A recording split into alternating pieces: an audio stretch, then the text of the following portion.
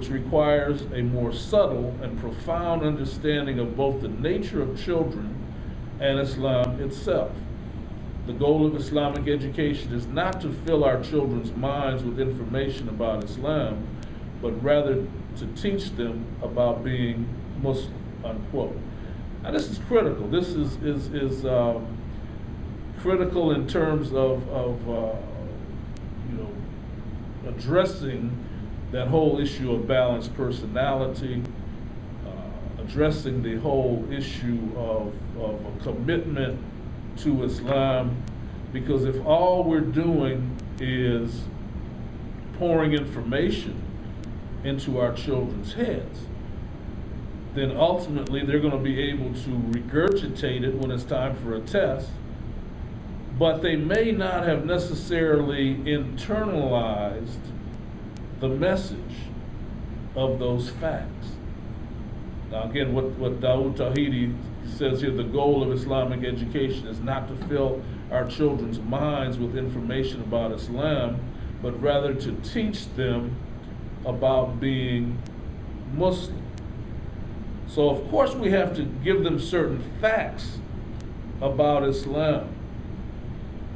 But the bottom line is that we want to produce practicing Muslims. We want to produce practicing Muslims from one generation to the next.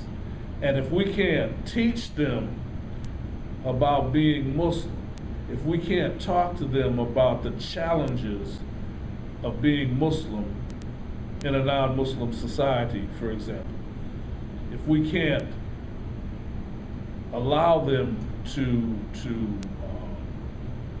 express their concerns about the kinds of issues that they're facing, about the kind of identity crisis that they're facing, if the only thing we want them to do is regurgitate facts,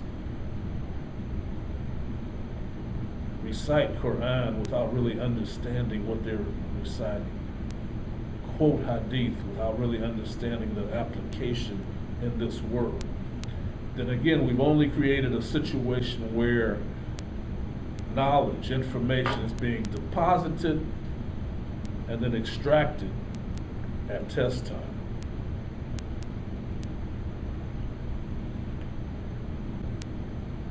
Dawood Tawhidi goes on to say several assumptions about the nature and scope of Islamic education undergird the vision of Islamic education presented here.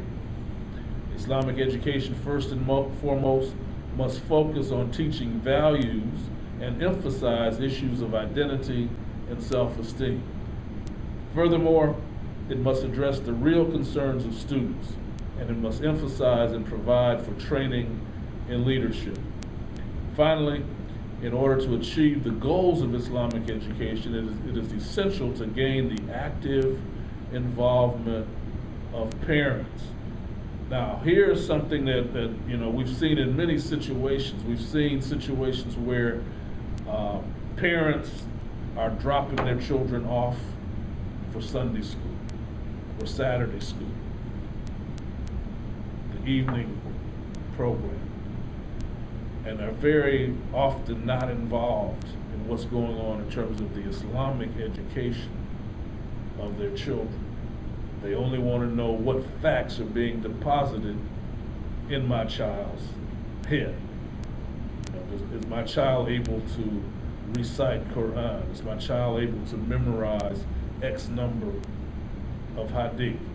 What Dawood Tawhidi is saying is that Islamic education has to focus on teaching values and emphasize issues of identity and self-esteem.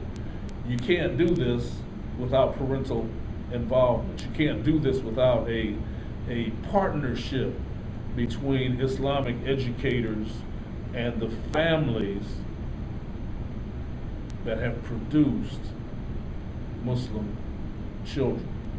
So what he's calling for is a new relationship, if you will, between Muslim parents and Muslim teachers, a co-constructive process in terms of of how to bring about the proper education of Muslim youth in this generation.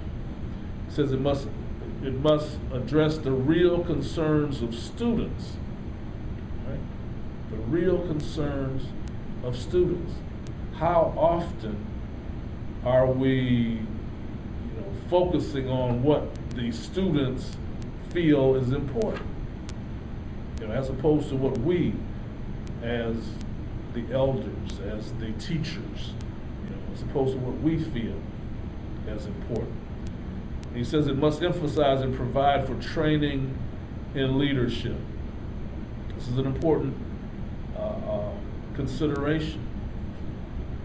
Education in today's world is going to, in a sense, focus on two different directions. You're either going to be educated for leadership, or you're going to be educated for followership. There really is not much of a middle ground. So of course we want Muslim children, Muslim youth, to be leaders. Part of that whole notion of positive self-esteem is viewing oneself as a leader rather than a follower. There are certain leadership skills that will have to be focused on within the context of Islamic education. What is a leader in the Islamic context? How is leadership manifested in the Islamic context? There's some clear differences. We start talking about issues related to politics, for example. How do you choose leadership? How does leadership emerge in the Islamic context? This, in a sense, has to be part of an Islamic education curriculum. But it's got to be done in conjunction with parents. There has to be ongoing communication with parents. There has to be in a sense, co-construction of the child's Islamic education with parents. What are the real concerns of students?